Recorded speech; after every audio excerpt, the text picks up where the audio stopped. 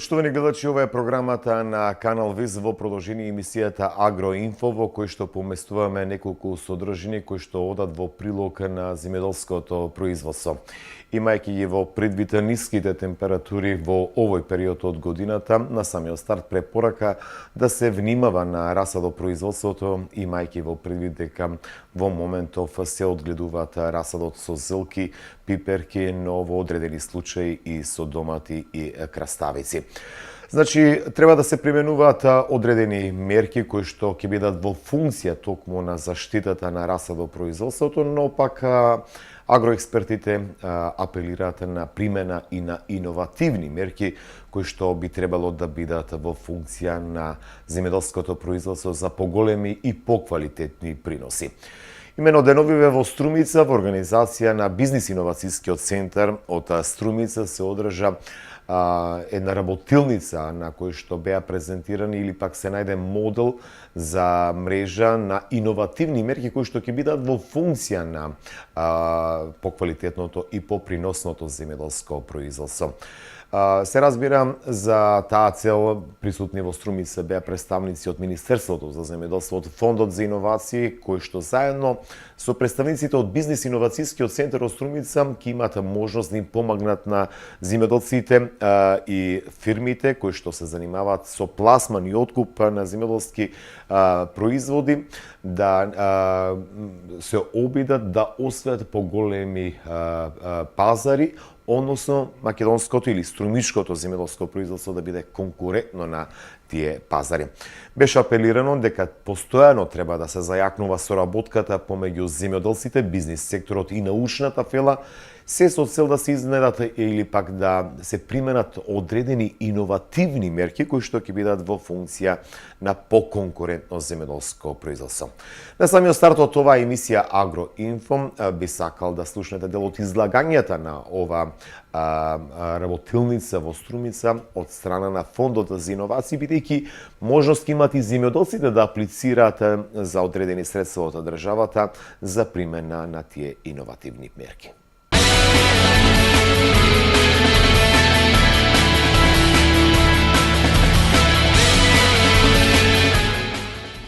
Година Фондот за иновации на Република Македонија има рекордно издвоено средства од буџетот на Република Македонија во организирање на инфосесии, запознавање со иновациите, поддршка и поттик на предприемништвото и иновативните идеи. Самиот факт дека оваа година се издвоени 3 милиони евра за технолошка екстензија, тоа кажува доволен факт нели дека владата е насочена кон развојот на предприемништвото и иновациите. Посебно поддршката на Фондот за иновации за отварање на акцелераторите и воведувањето на акцелераторската програма, како да се подпомогне на компаниите и сето кој што ќе биде во насока на развој на иновативни проекти, лансирање на инвестиции и така натаму. Јас нема да должам, збор ќе дадам на Фондот за иновации. Добар ден на сите, јас сум Ирена Георгиевска од Фонд за иновации. Точно е дека Фондот за иновации издвои големи средства и следната година се исто така големи средства планирани за поддршка пред се на микро, мали и средни предпријатија, пошто морам да кажам, фондот е пред се насочен кон поддршка на приватен сектор, микро, мали и средни предпријатија.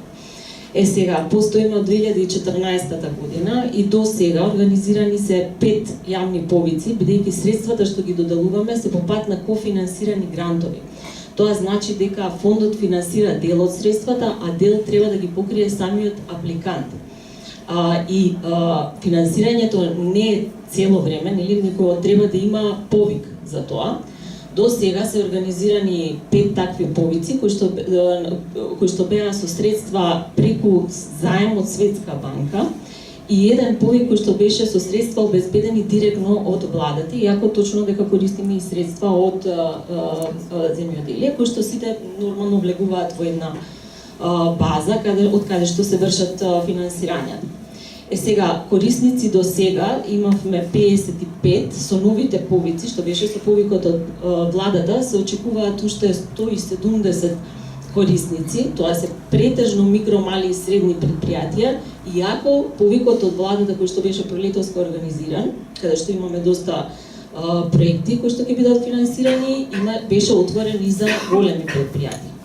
Она што е карактеристично за фондот, нели, фонд за иновации и технолошки развој, е тоа што ние финансираме иновации. Значи во самиот предлог проект кој што ќе биде поднесен до нас, треба да има иновативност, односно треба да има некој новитет, и тука повторно се поврзуваат низа прашања, што значи тоа да има новитет, што значи тоа иновативност. Треба, значи, да биде понудено во предлог проектот нешто што е ново. Било да се работи за новитет во земјава, и се разбира уште подобро ако се работи за новитет на пошироко ниво, на регионално ниво или на светско ниво. Начинот како се врши, мислам, износот на средства за кофинансирање варира зависно од инструментите.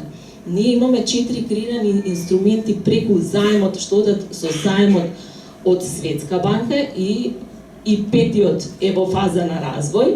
Тоа се, еве и да ги наведам, тоа се од Светска банка, зборувам, кофинансирани грантови за новоосновани трговски друштва, стартап и спин-оф предпријатија, кофинансирани грантови условени заеми за комерцијализација на иновации, кофинансираните грантови за акселераторите и за технолошката екстензија е четвртиот.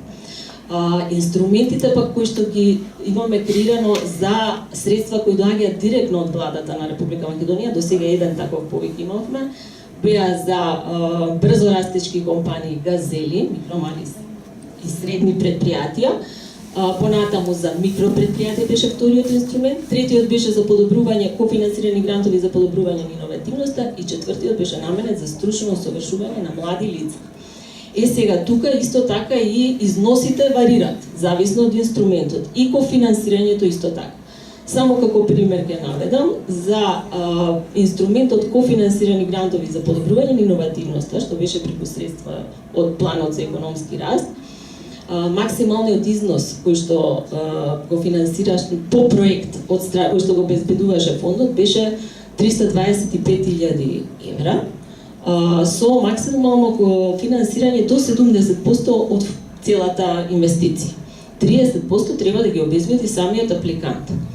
Додека, например, конкретно во последниот повик, кој што заврши вчера, последен наш повик беше за кофинансирани грантови за новоосновани трговски друштва, стартап и спин-оф. Тука износот и тие се наменети, од тој повик беше наменет исклучиво за стартап предпријатија и спин-оф кои што се до 6 години старост. Тука износот на кофинансирање од страна на фондот беше до 30.000 евра, така е креиран инструментот, и финансирањето е максимум до 85% од инвестицијата, 15% треба да ги обезбеди самиот апликант. Можем се да, тоа, значи, се очекуваат, наскоро се очекува и нов повик. Ние планираме голем обем на активности и за следната година. Очекуваме да има доста повици. Следен очекуван повик е за од кофинансиран инструментот кофинансирани грантови за комерцијализација на иновации, и во наредниот период треба да биде тој објавен. Кога ќе биде точно, не можам сега во моментот да кажам, меѓутоа се очекува во наредниот период. Доста сме транспарентни во однос на повиците, тие се објавуваат на нашата веб страна, и следењето на нашата веб страна, Facebook страната, во секој случај можете да добиете новини за тоа што и како се планира да се организира наскоро.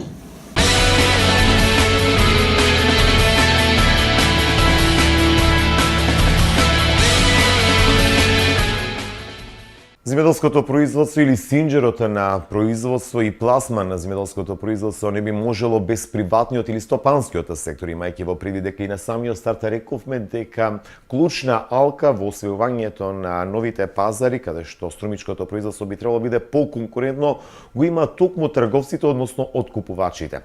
Која е нивната улога или како може тие да се пробиваат на странските пазари за да може да го пласираат производството? Токму се расправаше на таа работилница во Струмица и своји совети имаше Сојузот на стопански комори, кои што во продолжение ќе ги слушнеме за наменет како совети и за земјоделците, но и пред се за фирмите кои што вршат откуп и пласман на земјоделското производство.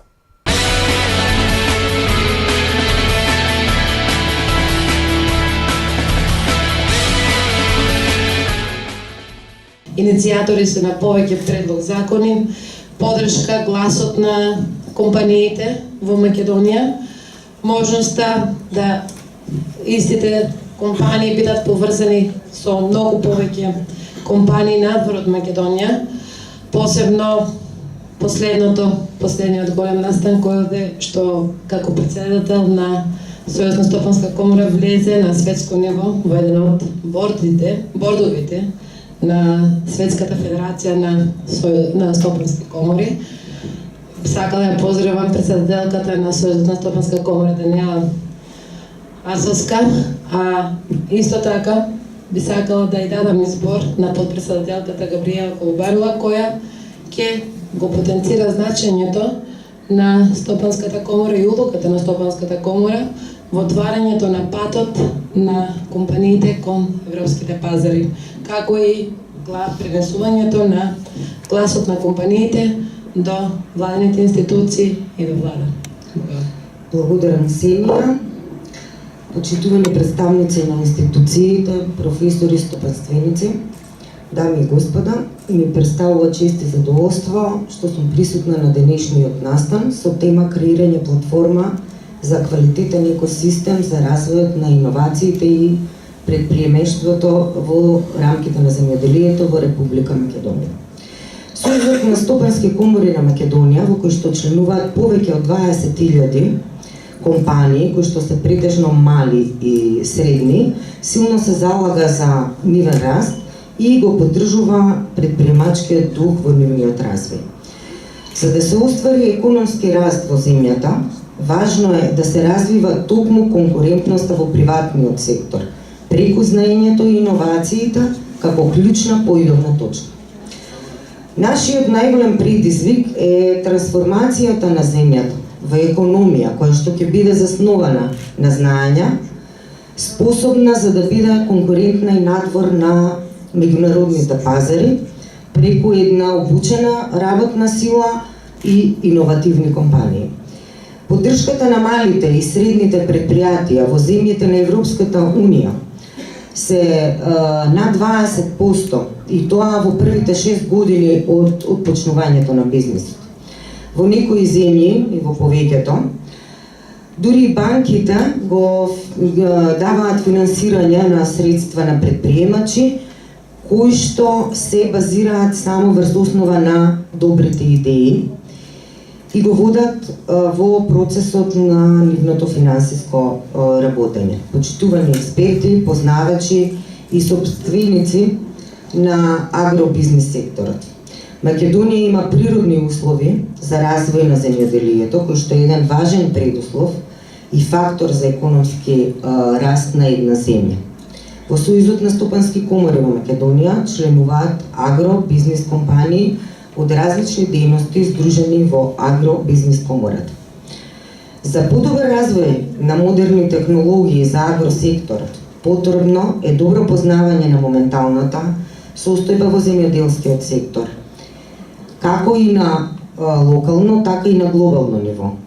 Побарувачката за храна континуирано расте, пред се поради растот на глобалната популација, а истовремено се менуваат и навиките и потребите на потрошувачите. Следејќи ги модерните трендови за зголемување на конкурентноста и продуктивноста, впрочем, како и во останатите сектори, така и во земјоделството, потребна е една заедничка акција на сите релевантни фактори во државата, институциите, академската фела, бизнисот, производителите, да се делува заеднички кон наоѓање на начин за едукација, во насока на користење на иновациите, современите технологии и опремата, подобрување на врските меѓу производителите, преработувачите и пазарите, како и зајакнување на советодавните услуги кон земјоделците, неопходни на македонскиот аграр. Свесни сме дека за да стигнеме до поголема конкурентност, потребна е голема заложба, менување на старите навики, решавање на проблемот со расцепканите земјоделски површини, реконструкција и изградба на системот за наводнување, зголемување на обработката на плодните површини. која што во Македонија има многу. Токму затоа, само со здружено делување на сите релевантни членители во оваа област, поддршка и информација за достапните европски фондови и нивно искористување, можеме да очекуваме некаков резултат. Позитивните примери во земјоделството брзо ги следат и останатите, а Сојузот е тука да ги поддржи и промовира деловните успеси.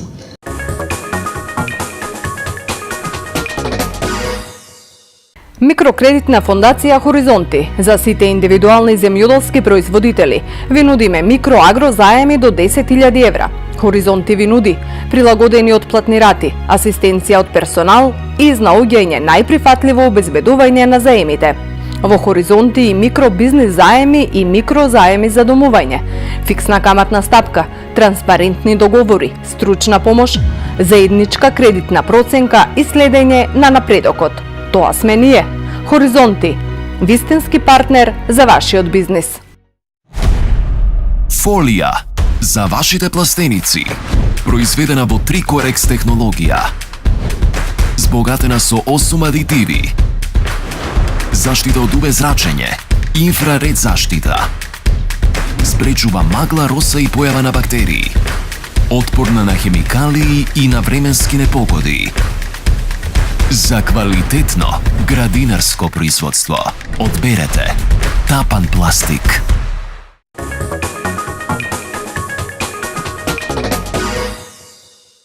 Рековме дека во овој период земјоделците мора да бидат внимателни во врска со своите насади или по-конкретно за расадопроизводството, но и да ги следат временските температурни разлики и за своите лозови и овошни насади, иако во моментов нема фаза, односно се во фаза на мирување сите овошки и лозови насади, но во секој случај, кога станува збор за раноградинарството, во моментов актуелно е токму расадопроизводството, потребни се постојана консултација со агроекспертите. Како и секој емисија и во ово издание на Агроинфо, нашиот стручен соработник, магистар Игор Ивановски, со неколку совети за земјоделците во однос на заштитата на своето производство.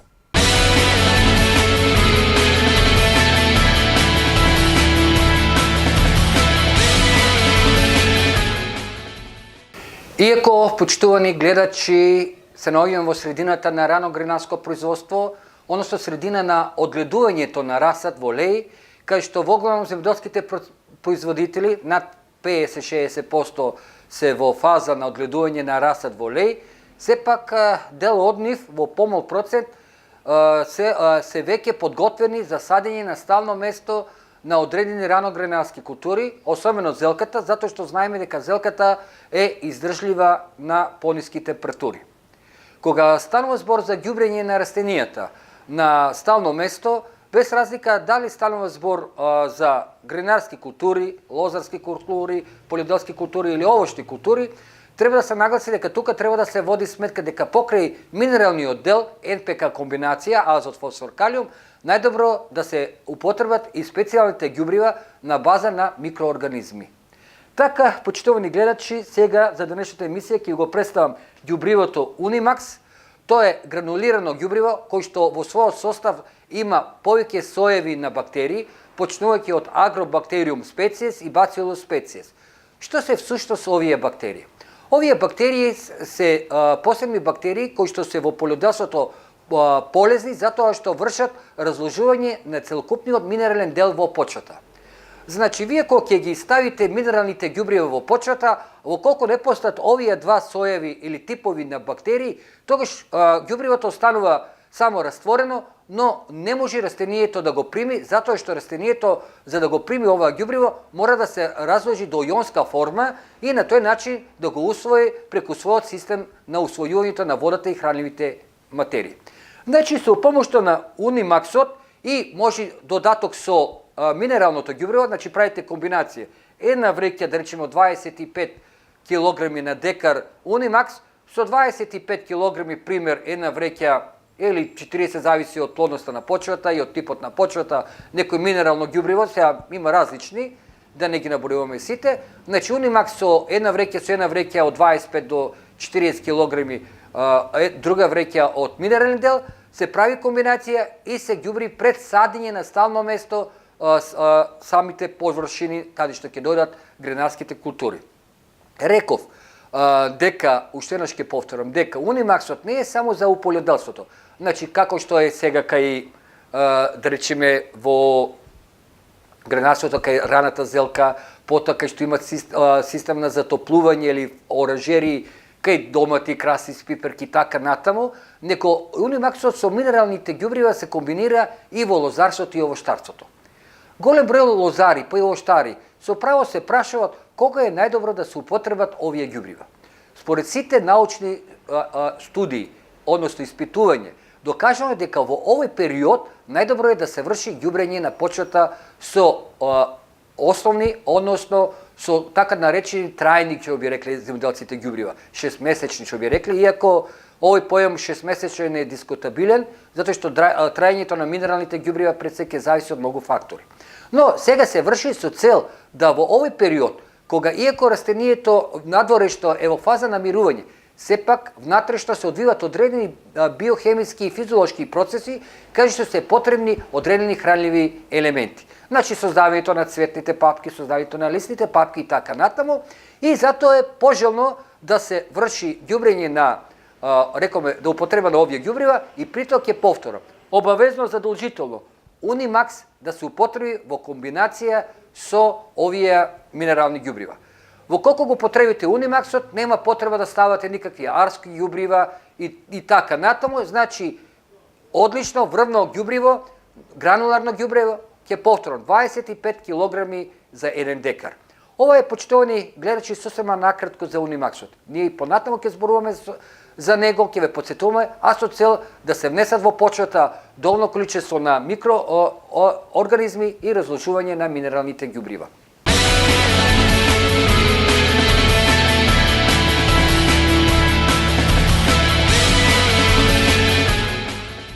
Тука некаде е крајот на ова емисија Агроинфо, посветена на земјоделците. Ви посакуваме пријатно неделно попладне. Гледајте не и во следното издание, каде што ќе поместиме нови содржини поврзани со агросекторот од нашава земја. Пријатно!